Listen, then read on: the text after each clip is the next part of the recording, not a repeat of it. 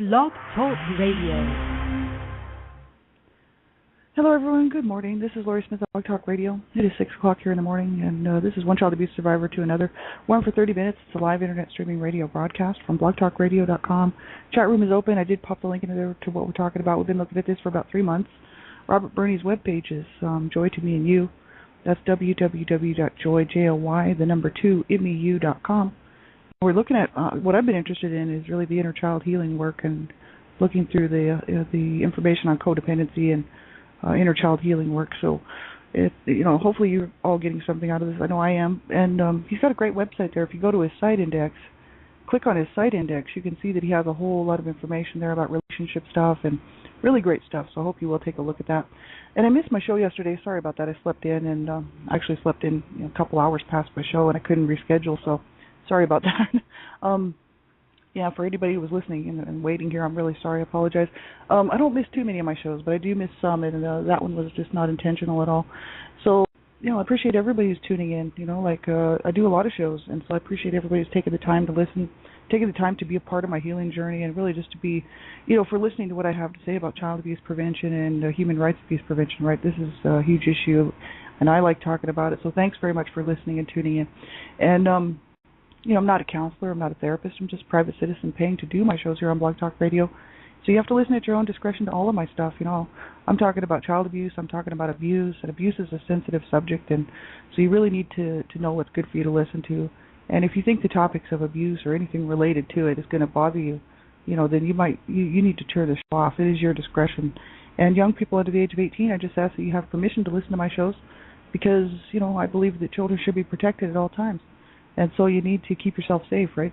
So anyone under the age of 18, make sure that you have an adult say that it's okay that you can listen to my shows. Have an adult listen to the show with you, and make sure it's something that's age appropriate for you, right?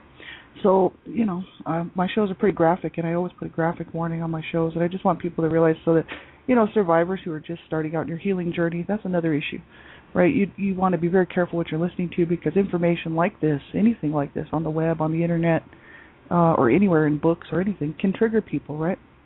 So you need to know what's good for you to listen to and keep yourself safe at all times, right? So we'll get right into this, looking at Joy to Me and You. That's Robert Burney's webpage. Robert Burney is a codependence therapist. He's a grief counselor. He's an author. He's written a book called Codependence, The Dance of Wounded Souls. And he's a spiritual teacher, and he's done a whole lot of writing. And a friend of mine actually sent me his book, which is great. It's an awesome book. But most of his stuff is actually here on his website. So we're looking at the recovery process for inner child healing through the fear from www.joy2meu.com. And he talks about, he says, because our ego was programmed to react to life from fear, negativity, scarcity, and lack, again due to emotional trauma we experienced and the messages and role modeling of the adults around us, the disease focuses on and magnifies fear. And then it scrambles around trying to find something to cover up and repress the very fear it is generating. So it says the disease blows the fear way out of proportion and then leads us to addictive and or compulsive behavior as a way of stuffing the fear. So it says this is the essence of the dysfunction. We live our life reacting to fear and shame that the disease empowers and then helps us avoid by causing us to focus on something outside of ourselves as the cause and or the cure for the core place within us where we feel empty, where we feel unlovable and unworthy. And so he just goes on and talks about that emotional balance through the fear. We were already looking at that earlier this week and last week too. And then we were looking at taking the power away from the fear. And scrolling about 3/4 of the way down the page, we'll start up with writing about fear. And that's the next topic that he writes about here. He says there are certain other things that can help us to get in touch with emotional energy, including through various types of art, drawing, painting, collage, etc., movement and music, bodywork, etc. But the primary processing tools are writing or talking, and that's what Robert Burney says. And he's talking really about his own process too, right? So he says writing about fear. He says in the updated announcement that sparked this article, I was processing through some levels of fear in order to become clearer on where the fear was coming from. I was having resistance to finishing an article, and since I knew the resistance comes primarily from fear I was processing, first I looked at the reason that my head was telling me I was procrastinating and fear about stating a controversial truth in public. So he goes on to talk about why he was having so many problems writing this one page, and it was all due to fear that he had of being out of control, procrastinating. He was just, he says the next level I touched on was that out of control feeling that I get with my writing. And he says by acknowledging that certain things cause me to feel afraid because they feel out of control, I can take a little more fear out of the process. So he says through writing about the fear, I get in touch with what attitudes of mine are magnifying the fear. And that is how my picture of where I needed to focus my time and energy was causing me to resist going where the writing was taking me. So he says I'm responsible for how my perspective, my attitudes set me up to have emotional responses. So when I'm not open to events unfolding in ways different than I had planned, then I'm setting myself up for feelings. So when I think that things have to go a certain way for me to be okay, then I'm setting myself up to be a victim when they do not unfold the way I think they need to unfold. So I'm making a choice to see life in a certain way, and that attitude then sets me up to be afraid if things go differently than I want them to go. So he's talking about his own process here, and how many of us actually might feel that way. Like if we set ourselves up that if things just don't happen exactly the way that we think that they should, then all of a sudden we may be upset by that, and we may be almost feeling like a victim again, and thinking, oh, nothing's going right, nothing's going the way it should be, this type of thing. And he says, I'm making a choice to see life in a certain way, and that attitude then sets me up to be afraid if things go differently than I want them to. We really don't have a whole lot of control, like really looking at Robert Bernie's web pages and what he's talking about here is like life, life will throw some curveballs at us. We need to be able to roll with it, like not everything's going to go the way we think it's going to go. And I was talking about that earlier this week, that, there's always something that comes up in people's lives that it was unexpected, an illness, or a job loss or just anything like that. And, as if we don't learn how to adjust really and how to adapt with that, and we just think, oh my God, things are not going the right way, and start to panic and start to do things fear-based, that's just really unhealthy for all of us, because we know things are going to happen. Things come up. Things change all the time, and so we do need to, the one constant, I guess, really, I think in this whole thing is really being able to be okay with our decisions that we make, and also learn that really about the only control that we do have is our attitudes. You know what I mean? Like, our attitudes is like we can control that. We can learn how to have a better attitude about things, and how to have, right now, like I'm in a situation where, people right now might think, wow, you're just screwed. Like I've got no job, and my sweetheart's terminally ill, and he's been told he's got, maybe a few months to live. But we just live every day. We don't sit and think, he's living with me, and we don't sit there and have dinner and cry over the plate of food and say, oh, God, 2 months. We might only have 2 months. Because my sweetheart, Cecil, he's been diagnosed for 11 years. And, he's still here. They told him he only had 2 years, right? 2 to 5. And so they were saying, don't make any long-term plans. Well, this last time he was in the hospital, they told him he wasn't coming out. They told me he wasn't coming out. They told me to start phoning funeral homes, and making his funeral arrangements, right? And I was just like, well, I said I'm not going to do that because he's not gone yet. And he wasn't gone 10 years ago when they said he was going to go. So, life goes on. You know what I mean? Life goes on till it doesn't go on. And so we don't sit around and mope and cry and complain about him, his terminal illness, because that would be a waste of the rest of his days, right? And so we just live it out.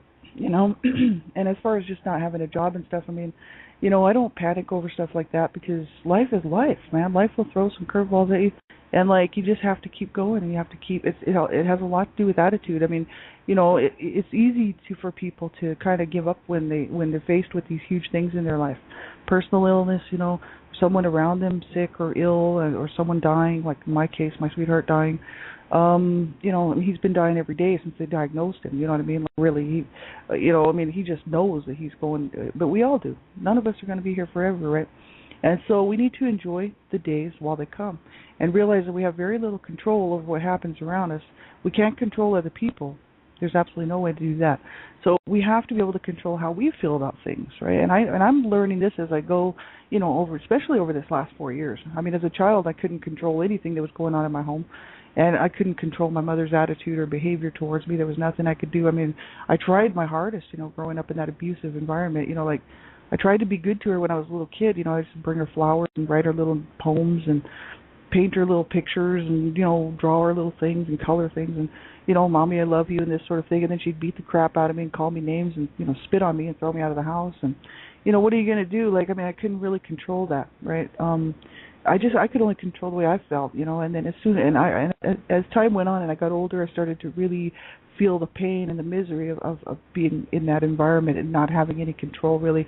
And I was no wonder my attitudes and my belief systems were the way that they were. And then as an adult, I realized, wow, it is up to me to protect myself, Like as an adult, I have to stand up for myself. I have to be able to it's about the only thing I can do, is not, not allow the world's dysfunction to tear me down, you know what I mean? Like I need to be okay with the decisions that I make, I need to be very clear on the decisions I make, right? I've done some real self-sabotaging in the past, right, where I've quit jobs and quit things because people, for whatever reason, I didn't feel that I could talk it through or talk it out. And I've also now, that I've come 4.5 years through my healing journey, realized that there's certain things I will tolerate, there's certain things that I won't. And we have to put our foot down on it, I do. Like, I have to be able to be okay with my day. I have to be okay with myself, and I have to be okay with the people that are in my life. You know what I mean? And so, I have to be okay with my decisions, right? And so what I do now is I'm very careful about how I make my decisions. And I don't base my decisions based on a, just a feeling or something. I base my decisions based on what I see about the situation, whether or not it's going to be good for me long term, whether or not it's going to be something that I'm going to be able to deal with or handle long term, and whether or not I'm actually it's going to be, functional or dysfunctional. And if it's going to be dysfunctional, I cut it off. You know what I mean? Like I just have to, because I'm looking to wholeness. I'm looking to peace in my life, right? So I can't allow people to abuse me in any way, right? I can't allow people to mistreat me in any way. And so I have quit jobs over that, and I'm so glad that I did. You know what I mean? Like, I've made the right decision. Now, I'm not out of work right now because of that, but I'm talking about a few years prior to this.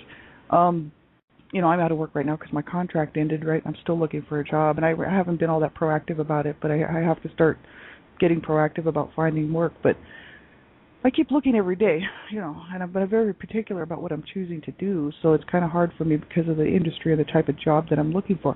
So that's really why I don't have a job right now. But the thing is in the past I've made decisions to quit jobs, and they were all based on my integrity. And, my integrity is everything to me. You know what I mean? Like, I've had situations in the past where I've had, vice presidents of companies, of huge industries, run me down personally, run my department down. And I took that as a personal offense. And I took it, because my integrity is everything. Because when you grow up being beaten on, kicked around, slammed into walls, told you're just nothing but a piece of shit and a loser, and you should have died. This is the stuff that my mother would tell me, slap me around, give me a bloody nose and tell me I should have died, she should have killed me, or that she would kill me. And then having to listen to my dad, you're just evil, you're the cause of this family's problems, which is bullshit. I was the last born and just trying to survive in that house, and having my whole family support my abuser parents because they were being abused, and they certainly didn't want to be abused, so they just supported them on their decisions about what kind of a person I was, as this little 8-year-old, 9-year-old, 10-year-old child, and then eventually a 11, 12, 13, 14, 15-year-old, preteen teenager, that I was just this no good, rotten piece of what that deserved to die, right? Well, my family actually believes that. And so they're dysfunctional and they're sick and twisted, so there you go. But my integrity is everything. You know what I mean? Like, it means 100% of my very being is my integrity. You know what I mean? And so if somebody messes with my integrity, I will actually demand an apology, and I will boot them out of my life very quickly. I have no problem slamming the door on people who mess with my very core, exactly who I am. You know what I mean? And if people come across as they think they know who I am, You know what I mean? And they think, oh yeah, we know who you are, and then go and throw in my face that they don't trust my decisions, that they don't trust my actions in my own personal stuff even, right? Or whether it's work related, personal stuff, whatever. That's my integrity on the line, and I will do everything to defend it. I'm talking everything. And you know why? I mean, that's why, think about it. That's why I do what I do to fight against child abuse. That's exactly why I do what I do to stop child abuse. You know, it has everything to do with personal integrity. Child abuse is wrong, right? We all know this. This is why I'm doing what I'm doing, to fight to stop child abuse. It has everything to do with my core being. You know what I mean? It's because I fight for what's truth, for what's right, for what's good. So basically, I don't deal with people on any level other than basing it on truth, right, and trust. If I don't trust somebody, I will not have them in my life. Not close. They might get, they might be off a few hundred yards, but they're not going to be able to be a part of my life. To really know me and to really be able to have that access into my world, unless they're trustworthy and unless they're not going to turn around and be dysfunctional, people that I need to boot out at a certain point, right? So I'm very careful and very picky about who I allow in my life. And, so therefore I don't have a whole lot of friends, right? But the people that I do have in my life, the friends that I do have, choice top number one people, right? Because they care, they genuinely care about me. They think about my life. They think about how I'm feeling, what I'm doing, and they don't try to get their BS in there, right? So I'm very, very particular about who I let in my life, where I work, what I do, and and as a survivor of child abuse, I've had to be that way because I've had to learn how to protect myself. So I put up some pretty heavy duty boundaries that people, if they're going to cross those boundaries, it's unfortunate for them, you know what I mean, that they get shut right out of my life, but that's the way it is. That's the way it has to be for me, because my integrity is everything. I grew up being told I was a piece of shit, worthless, rotten, beaten, slapped around, raped and sodomized, kicked around, spit on, thrown out of the house, told the most horrific things in my entire lifetime by my mother, the one who's supposed to love me, and then have it all backed up by my family members who are all very dysfunctional and just because of the way they grew up. I've had to work outside of my family to try to gain some type of respect, some type of respect that says, you know what, we see you for who you are. Your integrity is top notch. Your values are pretty good. Your morals are pretty good. You're not a perfect person. Who's perfect? I'm not perfect, right? But I would hope that people would see me as a person with integrity, a person who really is fighting the good fight for a good reason, and not in it for myself, right? Because that's very true. In order to get out there in the public, you do have to put yourself out there. But I'm not out here for myself. You know what I mean? Now, this healing journey here in the morning, this is for me. One child abuse survivor to another. This is for me. You bet it is. This is my save. This is my really what's been saving me this last couple of years, is being allowed to just say what I need to say about what happened to me, about my past, about my life, And that's why I appreciate everybody's tuning in, because it's, it certainly is about me. What I was hoping is that in this process, it would help other survivors who are having a hard time, who possibly have people around them that are manipulative, who are disrespectful, who are still abusing them in some way, that they would realize that they do not have to take that as adults, right? Now, as a child, we had to put up with that. As a child, I had to put up with that, and also, but then as an adult, it's my choice who I have in my life, right? It's my choice. I keep good people in my life. I will not allow somebody to hurt me, to get their garbage in there. I'm just not going to put up with it. So, it's a fine line, right? And that's just the way it has to be for me, for my integrity. But and also for behavior issues, for myself. Like, I'm working through some behavior issues that I had that I couldn't even help having because I grew up the way that I did.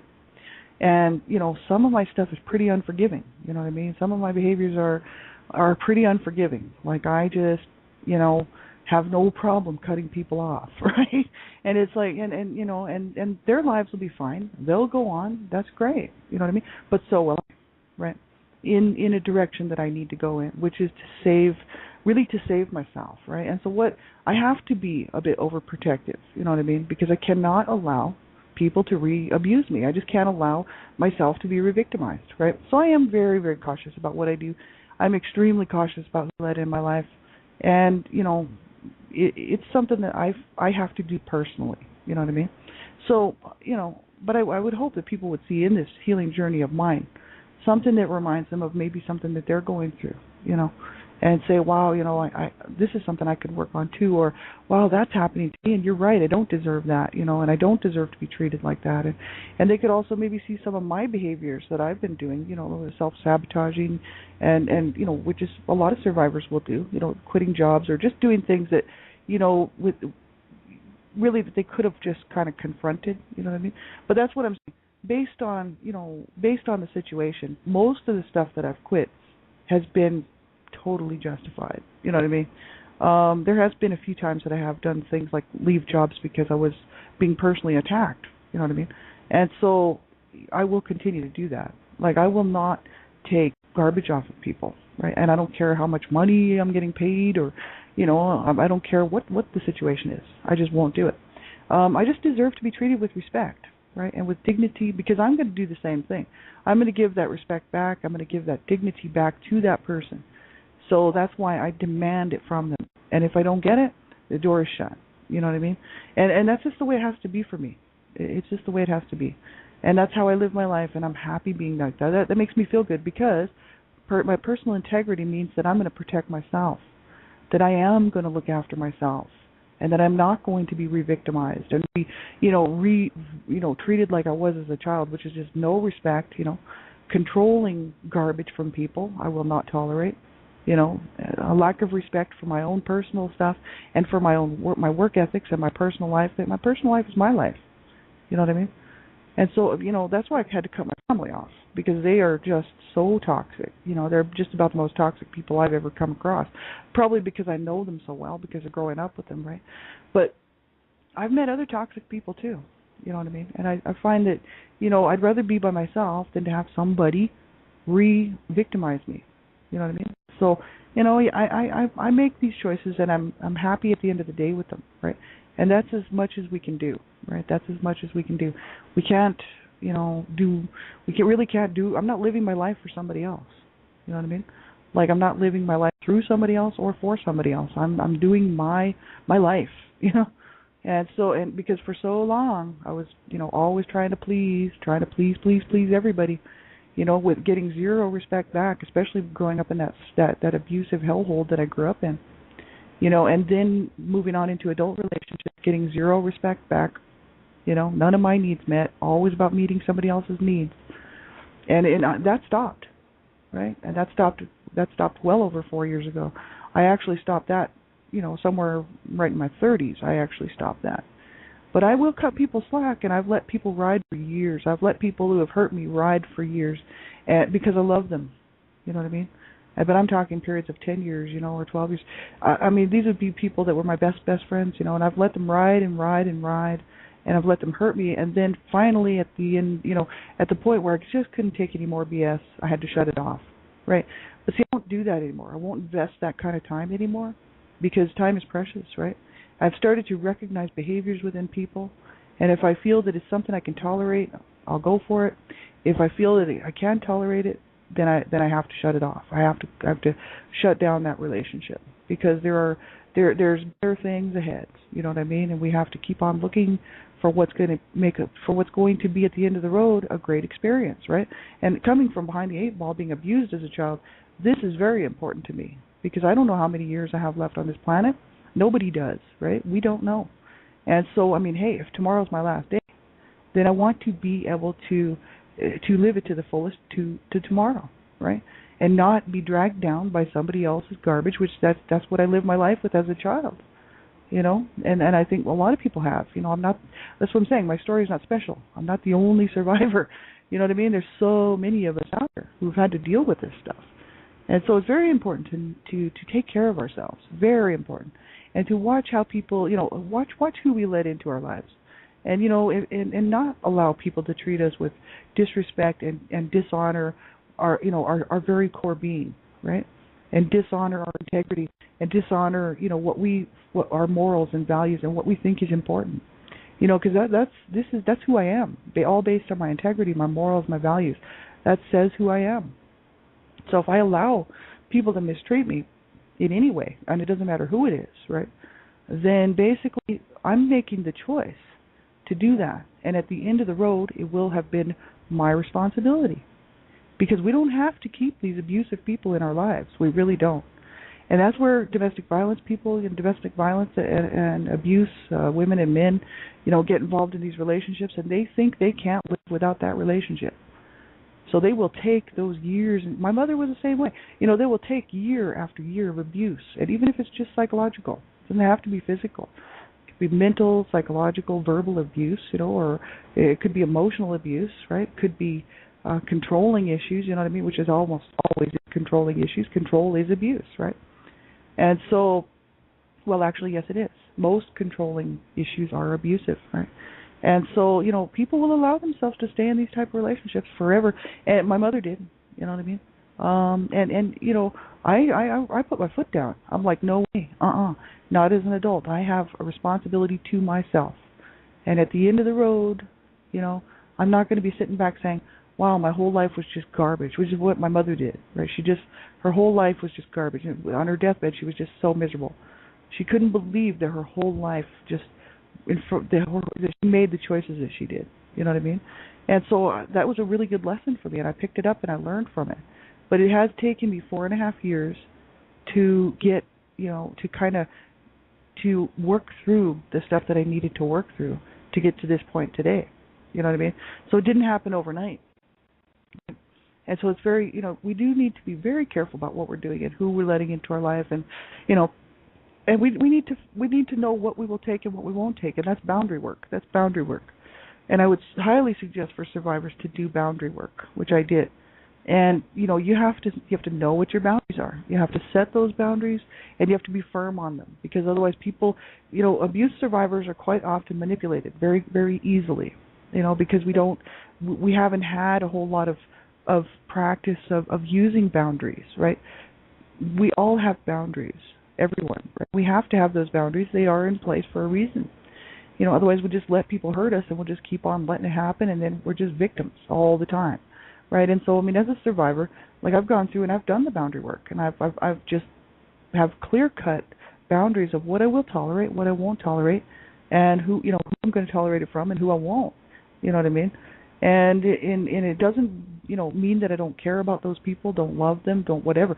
It just means that's intolerable to me. I have to cut it off. I have to shut it down. It's what I will tolerate, what I won't tolerate type of thing, right?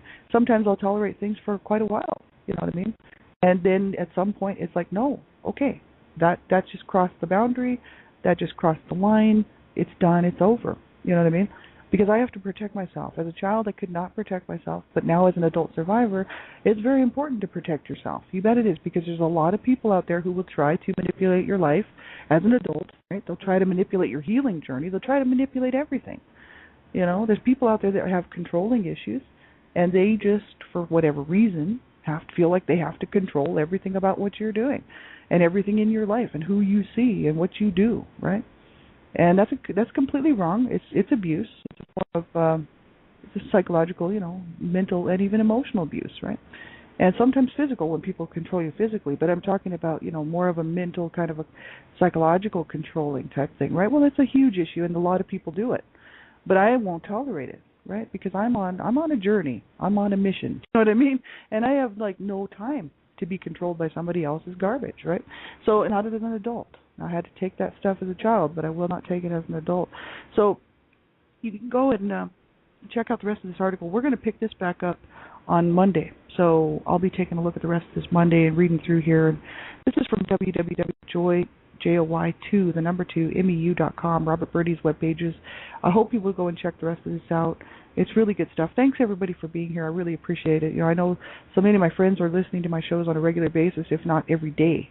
And, I thank you so much for being part of my life, part of my journey, and, for your support, for your respect, for treating me with dignity, you know what I mean?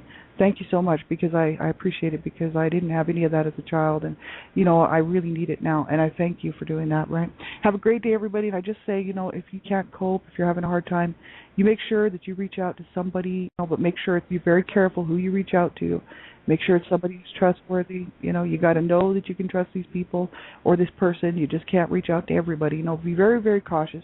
And if you have to, call a crisis line anonymously, right?